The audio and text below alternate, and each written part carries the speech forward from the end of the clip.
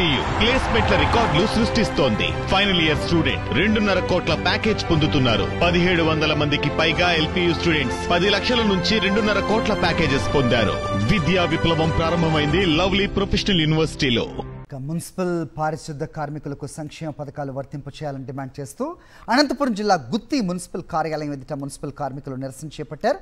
వైఎస్ఆర్సీపీ ప్రభుత్వంలో మున్సిపల్ కార్మికులకు సంక్షేమ పథకాలు అందేవని, ప్రస్తుతం కూటమి సర్కార్ ఏర్పడ్డాక సంక్షేమ పథకాలు, తల్లికి వందనం అందించాలని డిమాండ్ చేస్తూ రాష్ట్ర ప్రభుత్వానికి వ్యతిరేకంగా నినాదాలు చేశారు.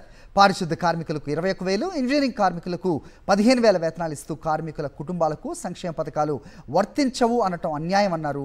కార్మికుల కుటుంబాలకు సంక్షేమ పథకాలు అందకపోతే పరిణామాలు తీవ్రంగా ఉంటాయంటూ హెచ్చరించారు. రాబోయే రోజుల్లో సమ్మెబాట పడతామంటూ రాష్ట్ర ప్రభుత్వాన్ని వారంతా హెచ్చరించారు.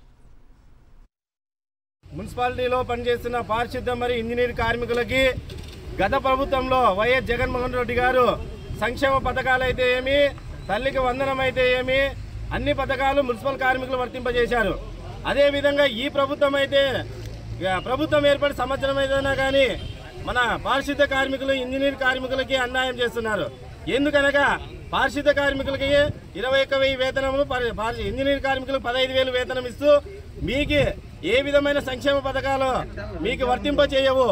కాబట్టి మీరు నడి రోడ్డు మీద పడండి అని చెప్పేసి ఈ ప్రభుత్వం మమ్మల్ని నడి రోడ్డు మీదకి వేసింది.